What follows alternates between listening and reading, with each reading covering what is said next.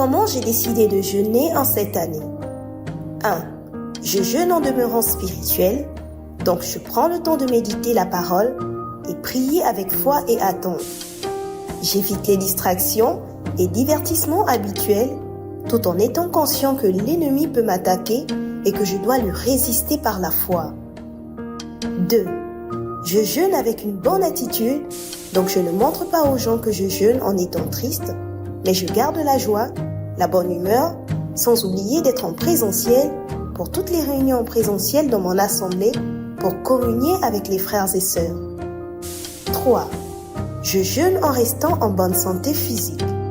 Et oui, c'est compatible. Pour cela, je me prive de nourriture uniquement si mon corps et ma santé le permettent. Et je peux rompre le jeûne si et seulement si cela devient trop éprouvant physiquement.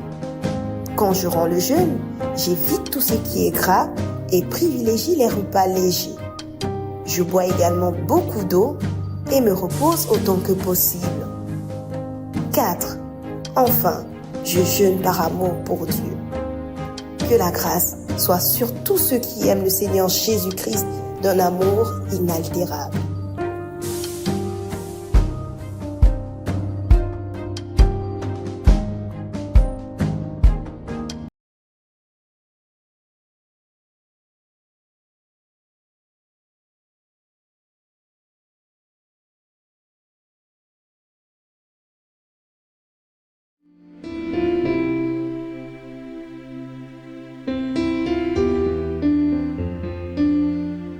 Alléluia. Éternel Dieu de gloire, nous te bénissons. Merci pour ce temps que tu permets. Merci pour ce jour nouveau que tu nous donnes. Merci parce que tu nous attires dans ta demeure. Tu nous attires en ce lieu saint, Seigneur. Merci parce que alors que nous dévançons l'aurore, Seigneur, nous venons encore à tes pieds, ô Dieu de gloire, Seigneur, te recommander, te donner ces premières heures de nos journées. Parce que nous savons que c'est toi notre roi. Notre amour s'exprime dans le fait qu'en ce matin également, nous dévançons l'aurore pour communier avec toi, notre bien-aimé. Merci pour ce temps que tu nous donnes. Ramashakarian delebrosa. Remazite. Ribraze katayan delebrosha kalabrayan. Remazikayan delebrosha kalabayan delebrosa.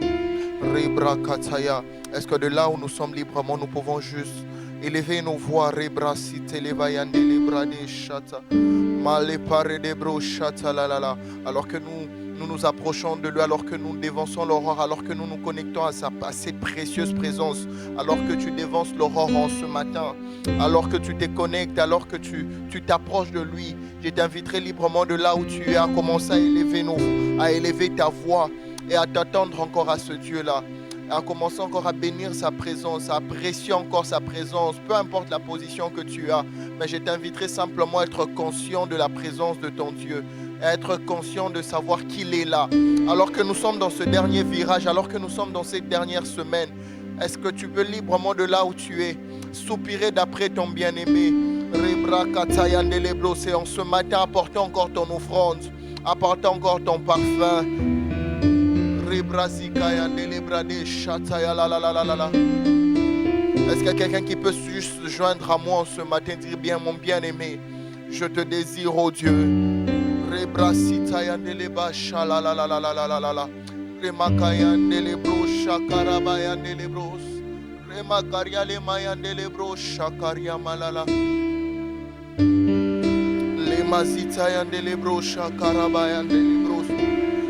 Brazikaya mayandele bro shakala bayandele rebrayanda la basha ya la brayekaya mayandele bros le brazikaya mandele bros. De là où tu es, tu peux également librement parler juste en langue.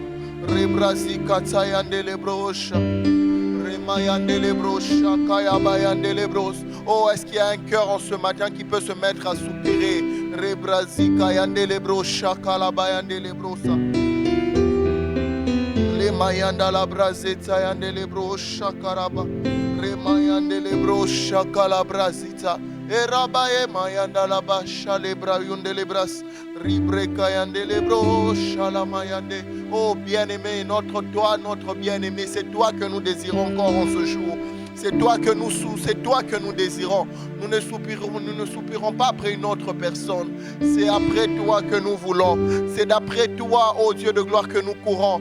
C'est d'après toi, ô Dieu de gloire, que nous voulons, que nous courons ce matin. Et alors qu'en ce matin nous nous connectons, alors que nous bravons le froid, alors que nous quittons le confort de nos lits pour aller peut-être au salon, alors que nous quittons le confort de nos lits pour peut-être se mettre de côté à part juste pour te chercher. Oh, qu'il te plaise encore de te révéler à nous en ce matin. Alors que nous sommes en ce dernier virage, en ces dernières semaines, oh, nous disposons davantage nos cœurs parce que nous réalisons que, oh Dieu, nous avons plus besoin de toi. Et Rabacha, et en ce matin nous venons répandre, oh, le parfum de nos cœurs. En ce matin nous venons encore répandre, oh Dieu de gloire, l'adoration qu'il y a dans nos cœurs. Et nous voulons l'exprimer pour toi, notre bien-aimé. Remayandele Shakala Yandelebro Sata Rebra Sata la Yandelebra Sitelebro Shakala Remazita Yandelebro Shakala Remazita Yandelebro Shakara Bayan Remayandelebo Shayadalaba. Est-ce qu'il y a quelqu'un qui peut dire: Seigneur, je viens te louer? Je viens te louer en ce matin, je viens t'honorer, je viens honorer ta présence en ce matin. Peu importe ce que je vis, peu importe mes défis, moi je fais le choix en ce matin de venir te louer. Je fais le choix de venir t'adorer. Je fais le choix de venir te contempler. Alors que je dévance l'aurore en ce matin, je fais le choix personnel en ce matin de venir te louer, de venir t'adorer, de venir te contempler, de venir t'honorer. Oh, toi le roi, je fais ce choix en ce matin. Rema Koria le Brazita yande le bro chata.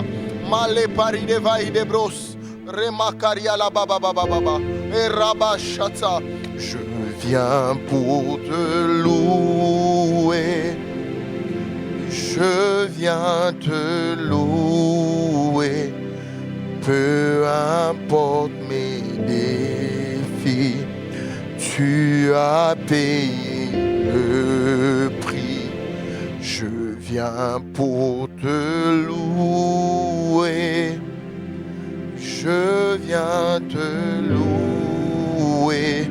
Sur la mort tu as gagné. Tu es le Dieu très haut. Je viens pour t'adorer. Je viens t'adorer. Même si c'est difficile, oh, ton amour me suffit. Oh, j'ai envie de le dire encore. Je viens pour t'adorer. Je viens t'adorer. Même si c'est difficile, ton amour me suffit. T'adorer.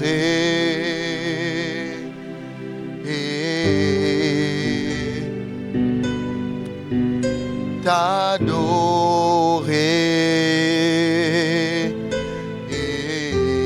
Rabba Shayama Rabba Yande. T'adorer. Oh Jésus, t'adorer.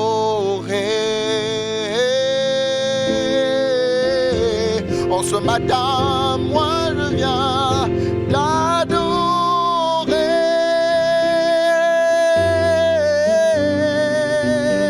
De tout mon cœur, t'adorer. Oh, je viens aussi te contempler, contempler.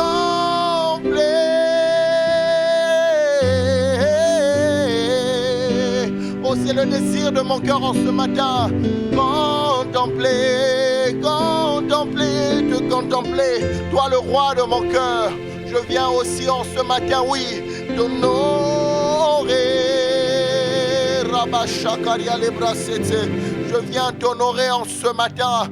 Oh, même si ce que je vis, Seigneur Dieu, est difficile, je suis conscient d'une chose, ton amour me suffit. Est-ce que c'est la prière d'une personne en ce matin? Dire simplement, ton amour me suffit, ton amour me suffit, ton amour me suffit. Ton amour me suffit. Tu peux juste le dire, Seigneur, même si c'est difficile, ton amour me suffit. Ton amour me suffit.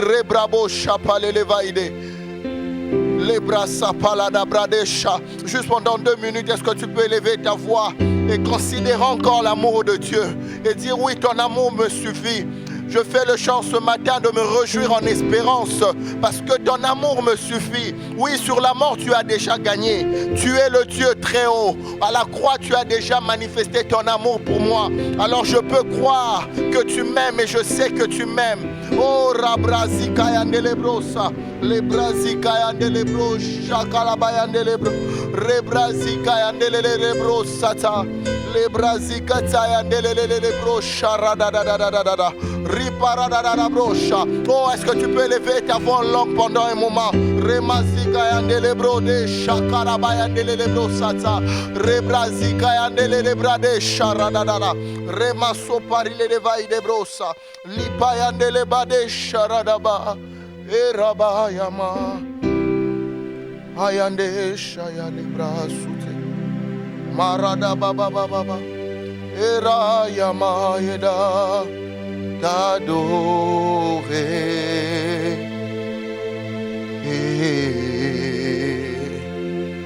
oh, te louer. Il est vrai qu'en cette saison on a dit, nous allons faire l'effort de ne rien demander à Dieu. Peut-être que tu avais des sujets de prière, peut-être que c'est que tu vis actuellement, tu avais besoin de prendre un temps et pour simplement demander au Seigneur. Mais sache une chose, alors que tu fais le choix ce matin de venir simplement le contempler, alors que depuis le 27 où nous fléchissons nos genoux, pas pour demander, mais pour simplement contempler, réaliser encore l'amour de ce Dieu, l'amour inaltérable de ce Dieu. Alors que tu fais le choix également ce matin de venir l'honorer pour qui il est. Non pas pour ce qu'il te donne, pour ce qu'il est pour toi, pour l'amour qu'il a eu déjà manifesté à la croix pour toi. Rebrabo chapalala la brasete, mandele brade faide de brosa. Oh, t'honorer Jésus, t'honorer Jésus. Tel est mon désir en ce matin, tel est mon désir en ce matin. Oh, tu es Dieu. Je viens t'adorer, tu es mon Dieu. Arabashata. Je viens t'adorer, tu es mon Dieu. Est-ce que tu peux le dire de tout ton cœur? Je viens te louer, tu es mon Dieu. Oh, oh, oh, je viens te louer, tu es mon Dieu. Je viens te contempler, tu es mon Dieu. Je viens t'honorer, Seigneur. C'est les désirs de nos cœurs en ce matin. Te contempler, t'adorer, te louer. Tu es notre Dieu, nous n'en avons point d'autre. Tu es le seul Dieu qui dans nos cœurs est apparu comme cette lumière qui s'élève le matin, au milieu d'un fort sombre qui a perduré des années. Du jour au lendemain, tu t'es levé dans nos cœurs comme cette lumière qui illumine réellement nos vies. Et nous n'en avons point d'autre. Tu es le seul que nous avons. C'est la raison pour laquelle nous sommes là ce matin, t'honorer, te contempler, te louer. Alors que nous voulons plonger nos regards dans ta parole, Seigneur, parle à nos cœurs. Parle à nos cœurs, Seigneur. Parle simplement à nos cœurs dans le nom de Jésus. Amen. Shalom, frères et sœurs. J'espère que nous allons bien ce matin, alors que nous poursuivons ces moments dans un temps de méditation où je nous partageais ce que le Seigneur a déposé sur mon cœur. Avant que je n'aille plus loin, je tiens à remercier mes pasteurs, principalement l'apôtre Philippe, pour cette confiance, pour cette marque de confiance dans ce monde où faire confiance à une personne, où la déloyauté dans les cœurs ne cesse de prendre place dans les vies. Faire confiance à une personne, ce n'est pas facile. Et moi, je rends grâce au Seigneur pour la vie de ces serviteurs qui n'ont pas hésité d'une seule fois de pouvoir me permettre de conduire ces moments dans la prière et de partager également ces quelques lignes que le Saint-Esprit a déposées dans mon cœur. Je tenais vraiment à dire merci à l'apôtre pour cette marque de confiance. Merci également à mon pasteur, la prophétesse Désirée, pour cette marque de confiance également. Et merci également à tout le collège des anciens et diacres. Et alors que nous sommes dans cette saison, depuis le 27, où nous parlons de ce merveilleux thème, l'amour inaltérable, en ce matin, nous allons toucher un point, ceux qui aiment Dieu. Nous allons aborder ce point, ceux qui aiment Dieu. Et je nous inviterai à lire, je nous propose des textes. Le premier, c'est Romains 8, 28. Nous allons lire premièrement dans la version Semeur. Ensuite, nous allons lire dans la version Parole vivante.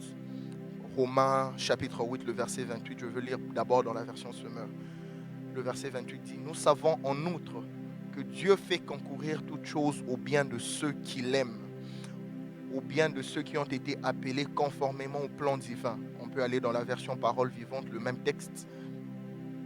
Nous savons du reste que les intentions bienveillantes de Dieu sont à l'origine de tout ce qui nous arrive. Dieu fait concourir toutes choses au bien de ceux qui l'aiment, car c'est conformément à son plan qu'ils ont été appelés. J'aimerais que l'on lise encore une fois. Nous savons du reste que les intentions bienveillantes de Dieu sont à l'origine de tout ce qui nous arrive. Dieu fait concourir toutes choses au bien de ceux qui l'aiment, car c'est conformément à son plan qu'ils ont été appelés. Et le dernier texte que je nous propose, c'est Hébreux chapitre 12. Nous allons lire les 3 premiers versets. Nous allons lire directement dans la version Parole vivante. Hébreux chapitre 12, les 3 premiers versets. On va lire ensemble. C'est pourquoi, nous qui sommes environnés d'une telle foule de témoins, débarrassons-nous de tout ce qui nous alourdit, de tout ce qui alourdit notre marche, en particulier du péché qui nous cerne de tous côtés, et on l'a si facilement, et courons avec persévérance vers les buts proposés dans la piste tracée devant nous. Gardons les yeux fixés sur Jésus. Dans cette course de la foi, il est notre chef de file et nous mènera au but. Parce qu'il avait en vue la joie qui lui était réservée, il a affronté la mort sur la croix sans tenir compte de la honte attachée à un tel supplice. Et il siège désormais à la droite du Père de Dieu. Verset 3. Pensez à la lutte opiniâtre qu'il a eu à soutenir contre des hommes pécheurs, à la manière dont il a supporté leur hostilité, et ne vous laissez pas abattre par les découragements. Le sous-thème que je propose à mon exhortation de ce matin, c'est l'adoration, la réponse de ceux qui aiment Dieu. L'adoration, la réponse de ceux qui aiment Dieu.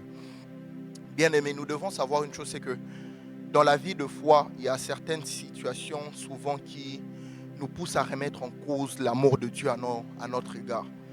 Il y a certaines situations, certaines circonstances par lesquelles nous pouvons passer ou par lesquelles les situations par lesquelles nous vivons qui nous font de fois douter de l'amour de Dieu à notre égard, en notre faveur. Alors qu'au préalable, nous sommes pleinement conscients et nous savons combien Dieu nous aime. Nous sommes pleinement conscients de son amour à notre égard. Et nous savons pleinement que tout ce que Dieu fait est bon. N'est-ce pas que nous avons l'habitude de le dire, que tout ce que Dieu fait est bon. La Bible nous le dit dans le psaume 92, 1 à 7. Je veux lire. Cantique pour le jour du sabbat. Il est beau de louer l'Éternel et de célébrer ton nom au Très-Haut, d'annoncer le matin ta bonté et ta fidélité, pendant les nuits, sur l'instrument à 10 cordes et sur les luttes au son de la harpe. Le verset 5 qui nous intéresse. Tu me réjouis par tes œuvres, ô Éternel, et je chante avec allégresse l'ouvrage de tes mains. Que tes œuvres sont grandes, ô Éternel, que tes pensées sont profondes. L'homme stupide n'y connaît rien et l'insensé n'y prend point garde. On voit le psalmiste dire au verset 6 que tes œuvres sont grandes, ô Éternel, que tes pensées sont profondes. Juste la première phrase, que tes œuvres sont grandes. Et juste par cette phrase, on peut comprendre que tout ce que Dieu peut faire en notre faveur est bon.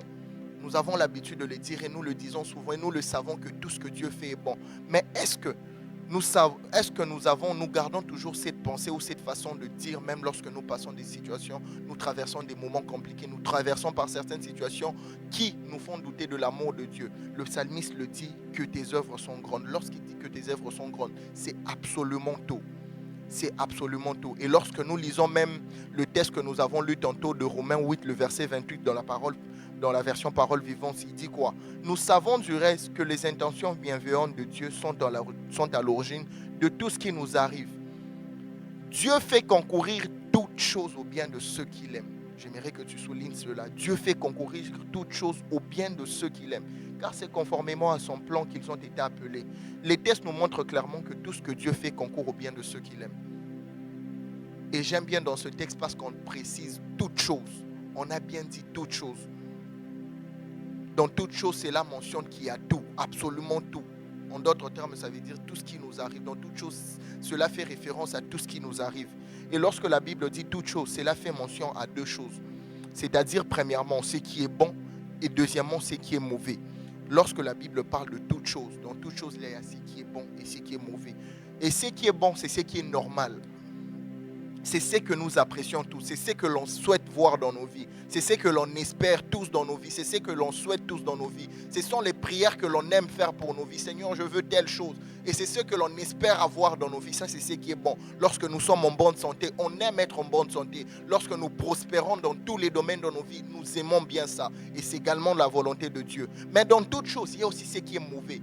Et ça fait référence à tout ce que nous n'apprécions pas, à ce que nous ne souhaitons pas, à ce que l'on n'espère pas voir, à ce que l'on n'a même pas envie de vivre. Si on te dit que si un prophète vient te donner une parole, les mois qui viennent, tu vivras des situations compliquées, on aura même tendance à rejeter cette parole, alors que nous savons du reste que tout concourt au bien, toute chose concourt au bien de ceux qui aiment Dieu. Dans toutes choses là, même les choses mauvaises sont comprises. Ce sont des choses que l'on n'aime pas vivre. Ce sont les choses que l'on n'aime pas. La maladie, la perte d'un être cher, un licenciement au boulot, l'échec, tu montes un business, ça ne marche pas. Ça sont des choses que l'on ne souhaite pas. Mais ça fait partie également du plan de Dieu pour nous. Lorsque nous regardons la vie de notre Seigneur Jésus, nous nous rendons compte qu'il est un exemple du cas que j'ai mentionné tantôt, que ce soit dans le bon ou dans le mauvais. Il est un exemple parfait du cas que j'ai mentionné. Les textes que nous avons lus dans Hébreux nous ont dit clairement, Hébreux 12, les 3 premiers versets que nous avons lus, je vais le lire encore. C'est pourquoi nous qui sommes environnés d'une telle foule de témoins, débarrassons-nous de tout ce qui nous alourdit, de tout ce qui alourdit notre marche, en particulier du péché qui nous environne dans d'autres versions, qui nous cerne de tous côtés, qui nous environne si facilement et enlace si facilement, et courons avec persévérance vers le but proposé dans la piste tracée devant nous. À partir du verset 2, ça m'intéresse, c'est ce qui nous intéresse. Gardons les yeux fixés sur Jésus dans cette course de la foi. Il est notre chef de file, il nous mènera au but parce qu'il avait en vue la joie qui lui était réservée. Il a affronté la mort sur la croix sans tenir compte de la honte attachée à un tel supplice, et il siège désormais à la droite du Père. En lisant ce texte, nous réalisons que le verset 2 que nous avons lu met en évidence le fait que la croix était une épreuve difficile pour notre Seigneur. Lorsque nous lisons bien, nous nous rendons compte que il avait en espérance la joie qui lui était réservée. Mais juste au fait qu'il devait penser à la croix, c'était une situation assez complexe pour lui. Personnellement, humainement parlant, ce n'est pas quelque chose qu'il pouvait souhaiter. Une épreuve à laquelle était attachée une honte. La croix, c'était une épreuve à laquelle était attachée une honte que le Seigneur n'était pas prêt du tout d'affronter. Une épreuve qu'il n'aurait pas humainement parlant affrontée. Et ça fait, dans nos vies aussi, il y a des situations comme ça. Il y a des choses que l'on aime, mais il y a des situations auxquelles tu sais que si telle chose t'arrive, humainement parlant, tu n'es pas prêt à affronter parce que tu sais que derrière cette situation, il y a une honte qui est attachée. Derrière cette obéissance à la voix du Seigneur, il y a des oppositions qui vont s'élever. Il y a une oppression quelconque qui va se lever. Il y a une honte qui est attachée à ta vie. Et humainement parlant, tu n'es pas prêt à affronter cela. Et à Gethsémani, le Seigneur pouvait le dire clairement. Il dit non, pas ma volonté mais la tienne. On peut le lire dans Matthieu 26, 39. Si on peut nous afficher, on va lire ensemble. Matthieu 26, le verset 39. Nous savons du reste que les... Non, Matthieu 26, le verset 39.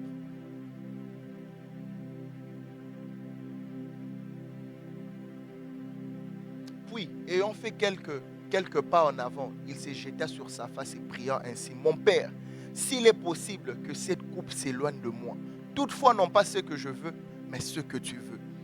On se rend compte que, humainement parlant, la situation, l'épreuve de la croix, c'était une situation qui ne plaisait pas à la personne de Jésus. Il a lutté avec parce qu'il savait qu'il y avait une honte qui était attachée. Mais ce qui a fait la différence entre Jésus et beaucoup d'entre nous, c'est qu'il était conscient de l'amour du Père pour lui.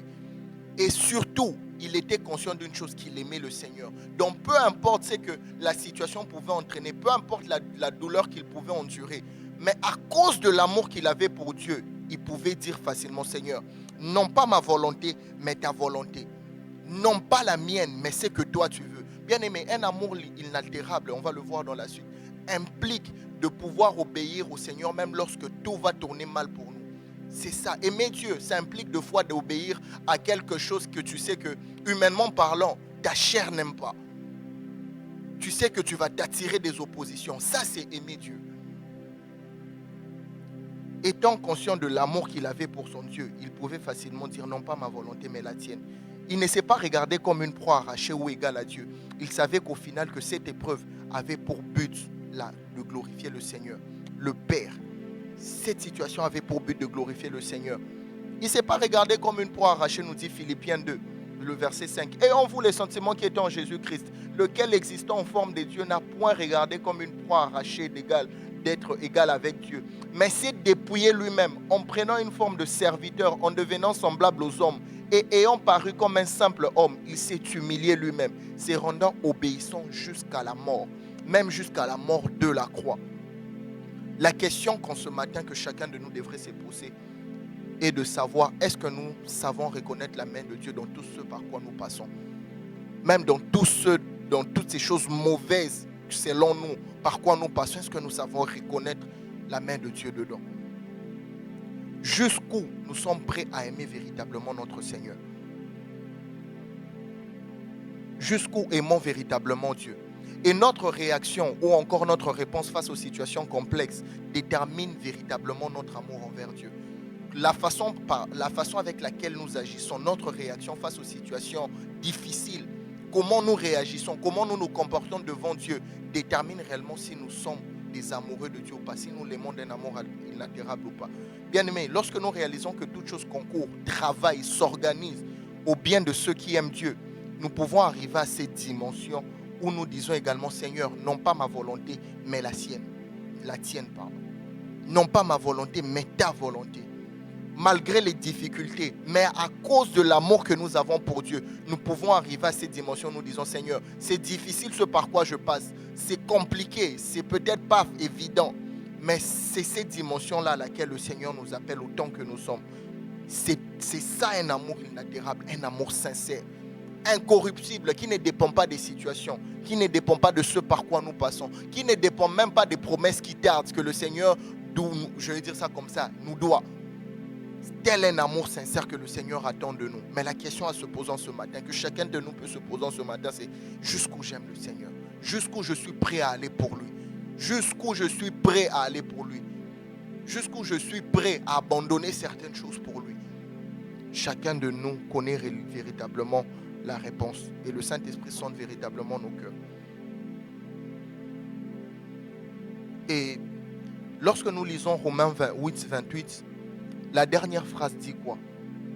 Dieu fait concourir toutes choses au bien de ceux qui l'aiment, car c'est conformément à son plan qu'ils ont été appelés.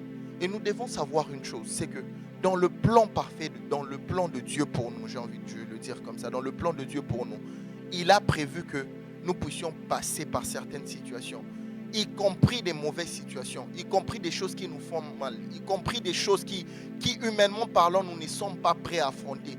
Vous vous rendez compte que malgré tout le parcours de Jésus, arrivé à la croix, qu'il dise: Seigneur, je ne veux pas faire cette volonté, on ne serait même pas là, on n'aurait même pas eu à voir tous ces programmes-ci. C'est parce qu'il est passé par la croix qu'aujourd'hui nous pouvons croire en lui, que l'humanité peut être sauvée en son nom. Et dis-toi que dans ton plan, par rapport à ce à quoi le Seigneur t'appelle, tu appelles à une vue glorieuse. Alléluia, amen. Mais sache que dans ton parcours, il y a des situations que tu devras affronter. Parce que c'est dans son plan pour toi. Toute chose concourt, travaille, s'organise pour ton bien. Tu dois le savoir. Nous devons le savoir. Et nous devons être prêts à affronter toutes ces choses. Lorsqu'on aime quelqu'un, on le voit un peu partout. Aimer Dieu d'un amour inaltérable nous pousse à apprendre à le discerner partout et voir la vie, non pas selon la perspective du commun des mortels, mais selon sa perspective à lui. Nous comprendrons ainsi, comme Joseph, que le mal planifié par les hommes est en réalité un bienfait de Dieu, déguisé. Nous apprendrons à rendre grâce à Dieu pour nos difficultés, sachant quelles sont la voie de Dieu pour notre gloire. Tel un amour inaltérable. Et j'aimerais, partant du texte de Hébreux 12, 1 à 3, que nous avons lu tout à l'heure, que nous puissions tirer quelques implications d'un amour inaltérable dans la vie de ceux qui aiment Dieu. J'aimerais que l'on tire quelques implications d'un amour inaltérable. Et on va se baser sur le texte de Hébreux 12, 1 à 3. La première implication que j'ai pu tirer, on le trouve au verset 1. Un amour inaltérable implique de se débarrasser de tout ce qui nous alourdit, de tout ce qui alourdit notre marche, en particulier le péché. Je m'explique.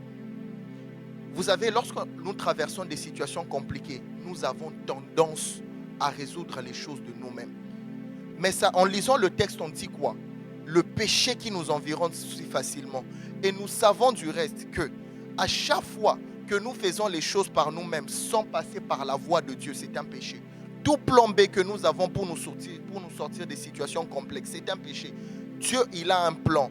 Et les choses de Dieu ne marchent qu'avec les choses de Dieu ne s'accomplissent qu'avec ses méthodes à lui. Nous devons être conscients que le péché nous environne si facilement. Et lorsque nous passons des moments compliqués, nous devons savoir que il y a le péché qui est là. Il y a des propositions qui peuvent se faire. Je prends un exemple bête. Il y a un frère qui est là. Peut-être que ça fait longtemps que Dieu t'a promis le travail. Tu cherches le travail dignement. Ce n'est pas la proposition d'un X. Par exemple, d'aller vendre la drogue à cause de ta situation financière qui est complexe et que toi, tu fais le choix de le faire. Sache que c'est une situation qui t'entraîne dans le péché. C'est le péché. Peut-être la drogue, c'est évident que chacun va refuser. Mais quels sont les plans B que tu as eu à provoquer toi-même pour sortir de ta situation? Quelles sont les situations, quels sont les plans B que tu as mis en place pour sortir de ta situation qui est complexe? Quelles sont ces choses que tu as tracées, tout ce que tu as mis en place, tout plan B qui sort de la volonté de Dieu, que toi-même tu as mis en place? Ça peut peut-être marcher, mais est-ce que c'est le plan du Seigneur pour toi? Je reviens encore à l'exemple de Jésus. Jésus pouvait refuser la croix.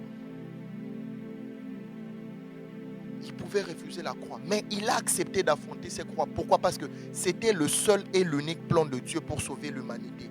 Bien-aimé, sache que dans ta vie, la situation dans laquelle tu es, il n'y a que Dieu qui a la seule et l'unique solution pour toi. Ce n'est pas la peine de chercher des plans B. Sache que c'est le péché qui est là.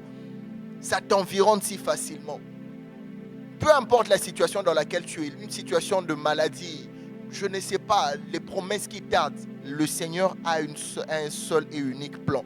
Attends-toi simplement à lui. Pourquoi? Parce que le péché t'environne si facilement. Si tu fais le choix de mettre en place des plans B, sache que tu pêches.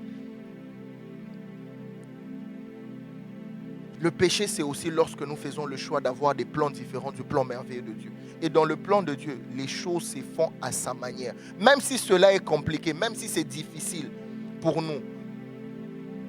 Même si cela est compliqué, même si cela est difficile pour nous. Si nous aimons réellement Dieu, nous allons laisser le Seigneur faire ce qu'il veut, tel qu'il a prévu, comme il le veut. Amen. Une personne qui aime Dieu d'un amour sincère n'a qu'un seul plan. Garder ses yeux fixés sur Jésus. Et encore en cette saison, nous ne demandons rien. Nous le contemplons dans toute sa plénitude. C'est le seul plan que nous avons. Malgré tout ce par quoi nous passons, c'est le seul plan que nous avons.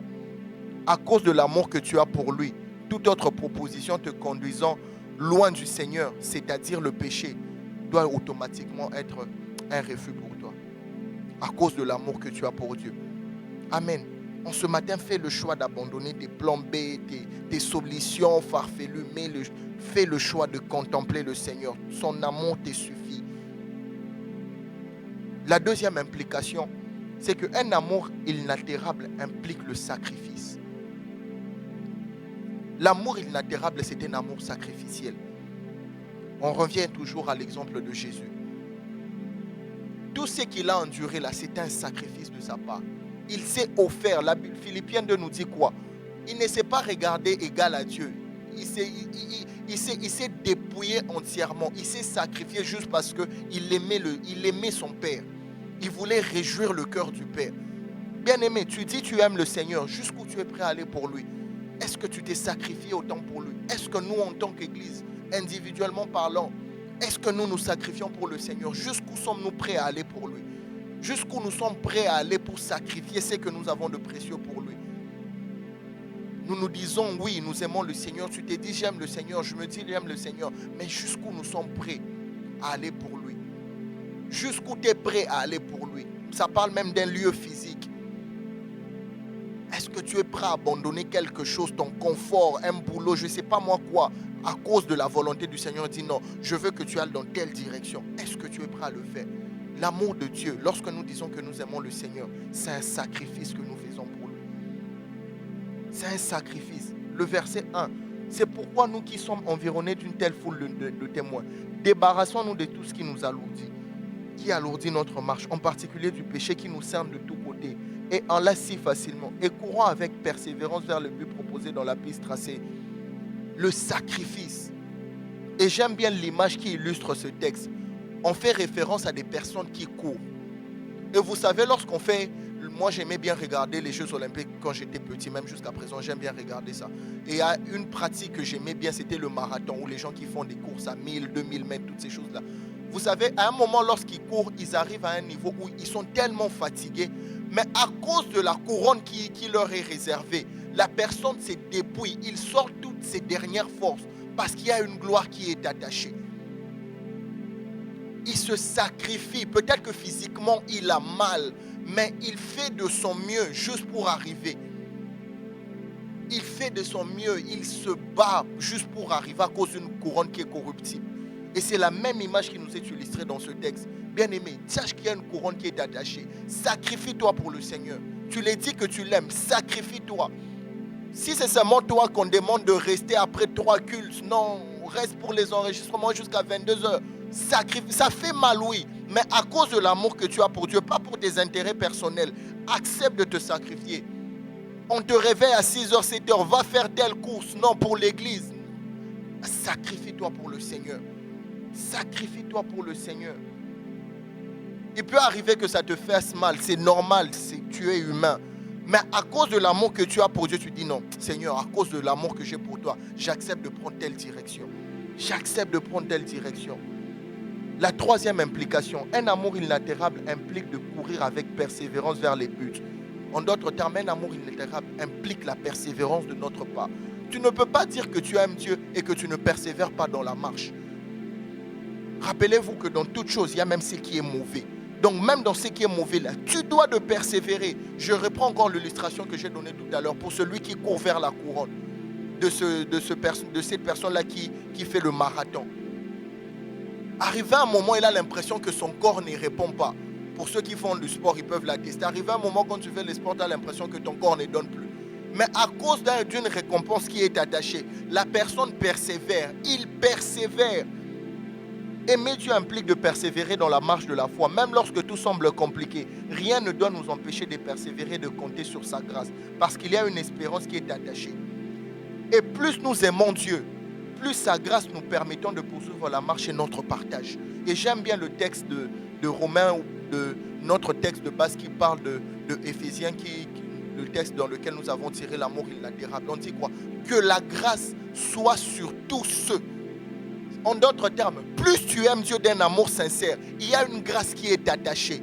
En ce matin, alors que depuis les 27, nous faisons le choix d'aimer Dieu, j'ai envie de dire à quelqu'un, puisque tu fais le choix d'aimer Dieu, Oh, sache qu'il y a une grâce qui est attachée. Cette grâce qui te permet de persévérer. Oh, cette grâce même lorsque tu vas traverser des moments compliqués, mais à cause de l'amour de Dieu, cette grâce-là qui descend sur ta vie, qui te donne de persévérer. Cette grâce-là qui vient fortifier ton homme intérieur. Oh, j'ai envie de répondre à cette illustration-là. Vous savez, lorsque quelqu'un fait la course, lorsqu'il fait les sports, je reprends mon image du marathon. Arrivé à un moment lorsqu'une personne court, comme le texte nous dit, environné d'une foule.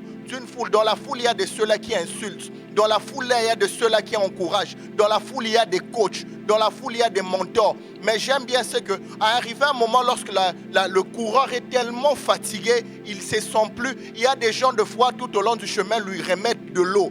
Et ça fait référence à ce que parfois, deux fois, nous vivons dans la foi. Deux fois, tu as envie d'abandonner, dire Seigneur, je n'en peux plus. C'est tellement difficile pour moi. Et pendant que tu cours, pendant que tu es fatigué, tu ne sais pas, mais c'est comme s'il répand sur toi une eau. Il répand sur toi une onction.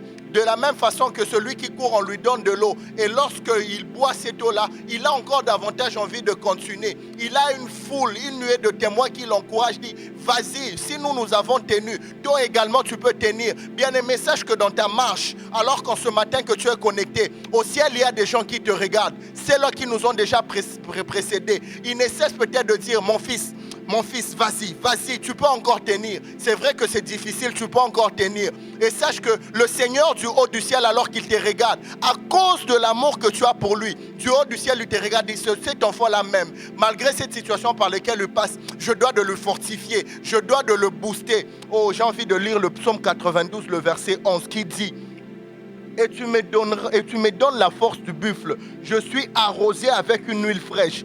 Dans la persévérance, il y a la notion de la constance. Et cette constance-là ne vient que lorsque Dieu nous arrose une huile fraîche. J'aime bien comment on dit, il dit, on nous donne la force du buffle. Il y a une grâce qui vient nous donner, qui vient nous fortifier pour que nous puissions persévérer. Même lorsque nous traversons des situations compliquées. Mais à cause de cette huile fraîche-là, oh, ce matin, je vois quelqu'un être envahi par cette rosée du matin-là. Tu traverses peut-être des moments compliqués. Tu t'attendais à ce que le thème de cette année puisse répondre à tes besoins. Mais sache que parce que tu as fait le choix d'aimer Dieu en cette saison, parce que tu prends la décision d'aimer Dieu en cette saison, oh, il y a une huile fraîche qui est attachée, qui vient te donner la force de persévérer. Oh, vous savez, dans la foule, lorsque les gens font de la course, il y a des gens qui insultent, il y a des gens qui jettent peut-être même des choses sur la personne, juste parce qu'ils n'apprécient pas la personne. J'ai envie de dire, peut-être que dans ta marche chrétienne, il y a les gens qui n'apprécient pas ce que tu fais. En tant qu'église, il y a peut-être des gens qui n'apprécient pas ce que nous faisons. En tant que pasteur, il y a des gens peut-être qui méprisent nos pasteurs.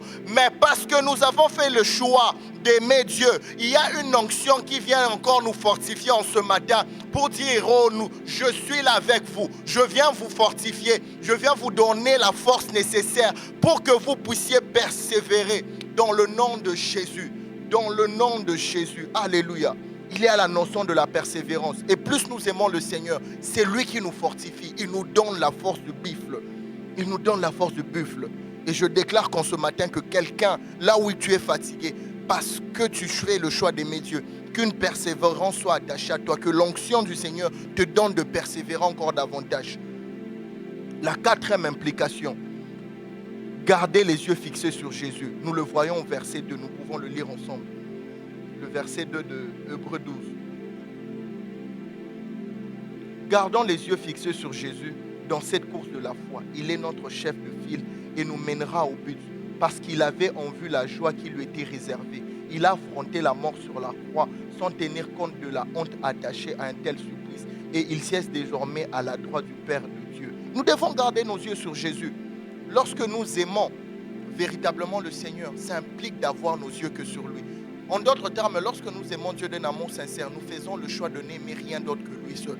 De n'aimer personne d'autre que lui seul. Et lorsqu'on n'aime qu'une seule personne, on a les yeux fixés que sur lui. On a les yeux fixés que sur lui. Puisque lui, il est notre exemple. J'aime bien comment le texte le dit. Il est notre chef de file. Il est notre exemple, notre modèle. C'est lui qui a la tête. Puisqu'il a pu vaincre cela, nous pouvons garder nos yeux fixés sur lui et compter pleinement sur lui. Gardez les yeux fixés sur Jésus dans cette course de la foi. Il est notre file, notre chef de file. Il nous mènera au but parce qu'il avait en vue la joie qui lui était réservée. Il a affronté la mort à la croix. Il est un exemple parce que nous avons vu ce que lui il a pu endurer. Et parce qu'il a vaincu, nous pouvons également dire, s'il a pu réussir, nous pouvons également compter sur lui. Sans tenir compte de la honte attachée à un tel supplice, il siège désormais à la droite du Père. Nous pouvons garder, le contempler. Il détient je vais dire ça comme ça, il détient les secrets de la réussite. Et nous n'avons pas le droit ou le choix de regarder à personne d'autre qu'à lui seul. Nous avons le droit de regarder qu'à lui seul. 5e implication, et puis on va prendre le temps de prier. Nous devons considérer le sacrifice de Jésus à la croix. Nous le voyons au verset 3. Nous le trouvons au verset 3. Le verset 3 dit, pensez à la lutte opiniâtre qu'il a eu à soutenir contre des hommes pécheurs, à la manière dont il a supporté les hostilités, et ne vous laissez pas abattre par le découragement. Nous devons considérer que Dieu a déjà prouvé son amour envers nous à la croix. Quelqu'un qui aime Dieu, c'est quelqu'un qui a constamment le souvenir de la croix. Quelqu'un qui aime Dieu, c'est quelqu'un qui sait déjà que Dieu n'a pas besoin de me prouver qu'il l'aime. Il a déjà fait une seule fois. C'est une preuve suffisante. C'est une preuve largement suffisante pour me dire qu'il m'aime véritablement.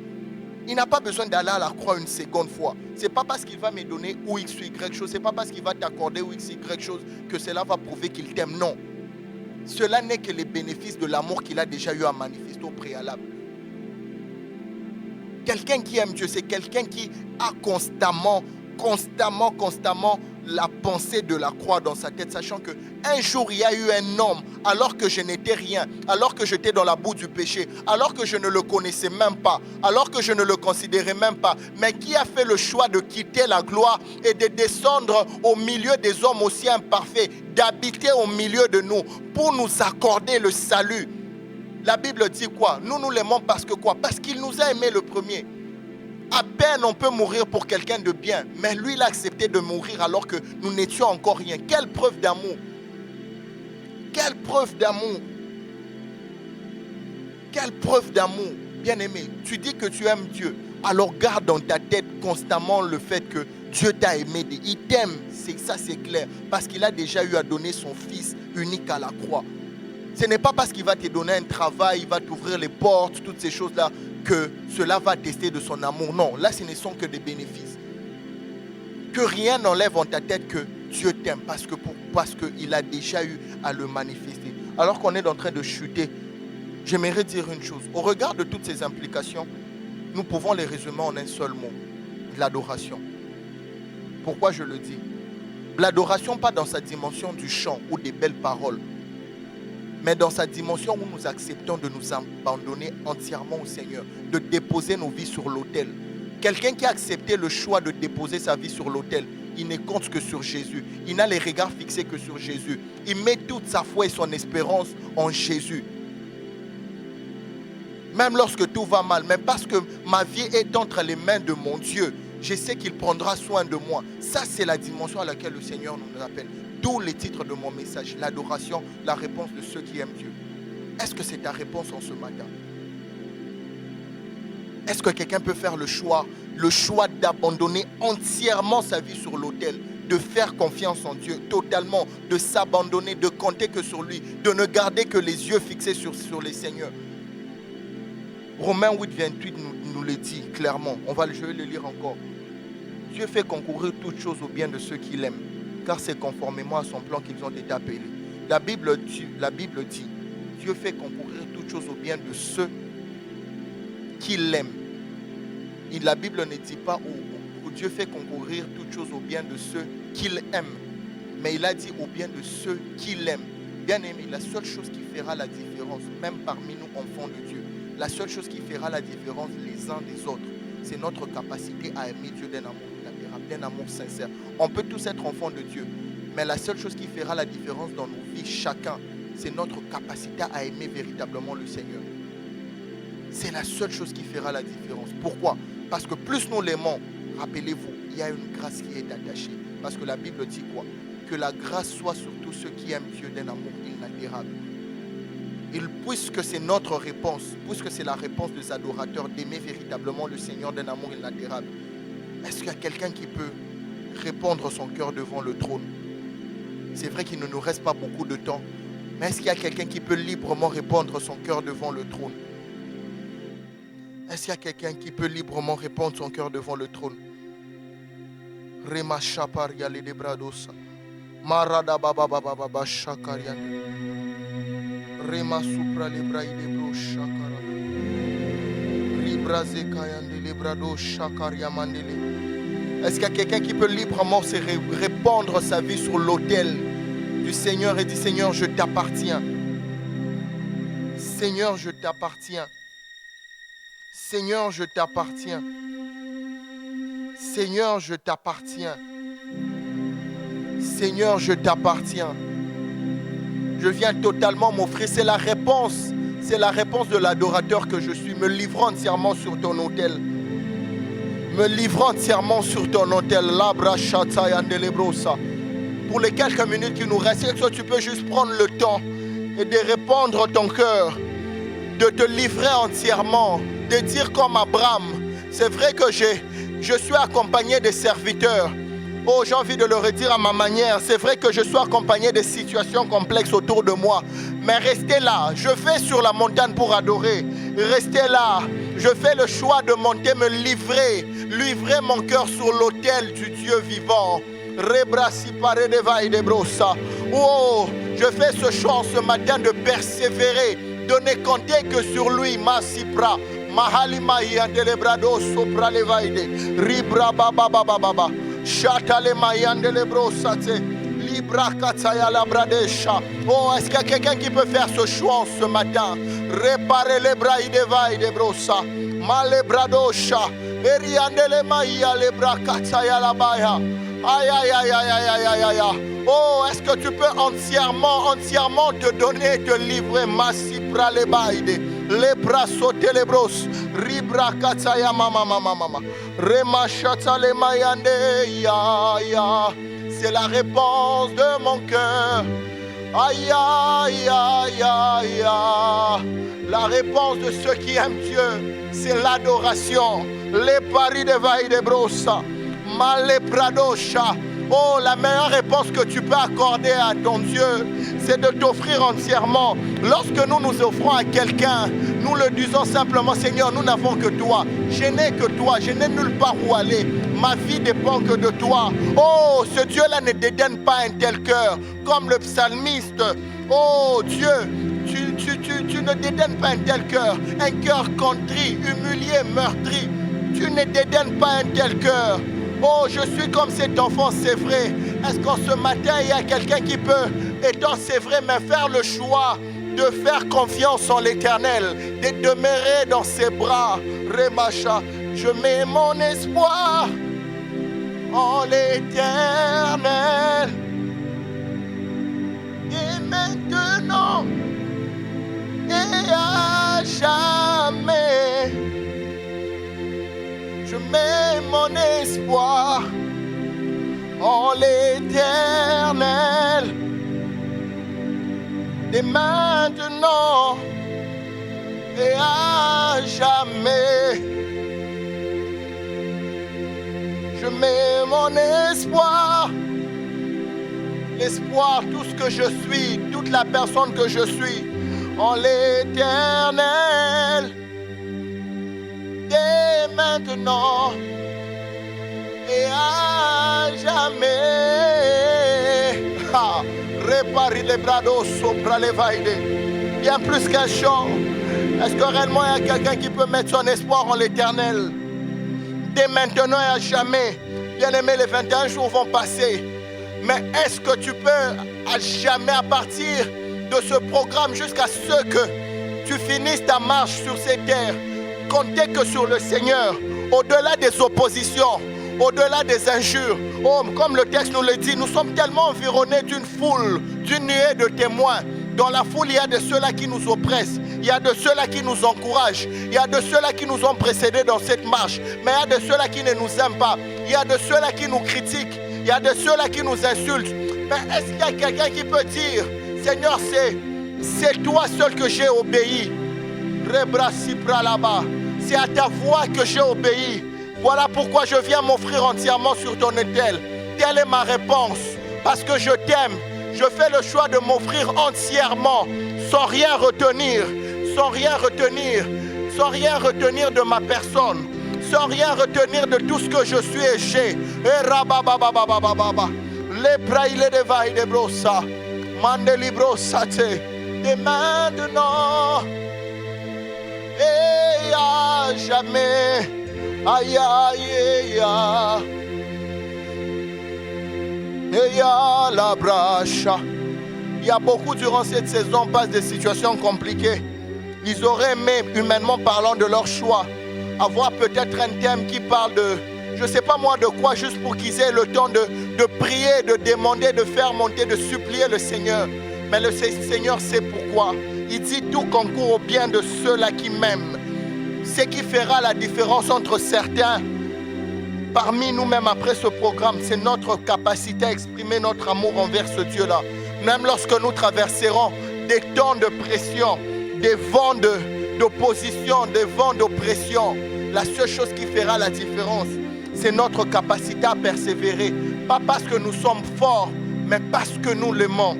Ribra baba baba baba shaya. Les bras de vaille de brossa. Mande les bras de brochata. Lipre suprecate les vailles de brossa.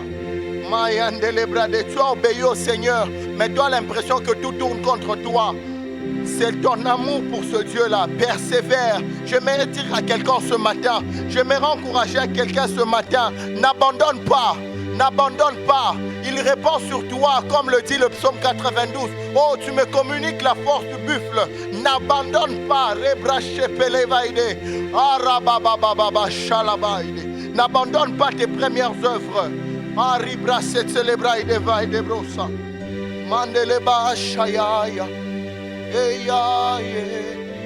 Alors qu'il nous reste peu de temps, tu peux librement juste prendre ce temps qui te reste dans ton intimité. Poursuivre avec ton Dieu. Erima, je mets mon espoir en l'Éternel. Dès maintenant et à jamais. Je mets mon espoir en l'Éternel. Dès maintenant et à jamais. Alléluia. Alléluia.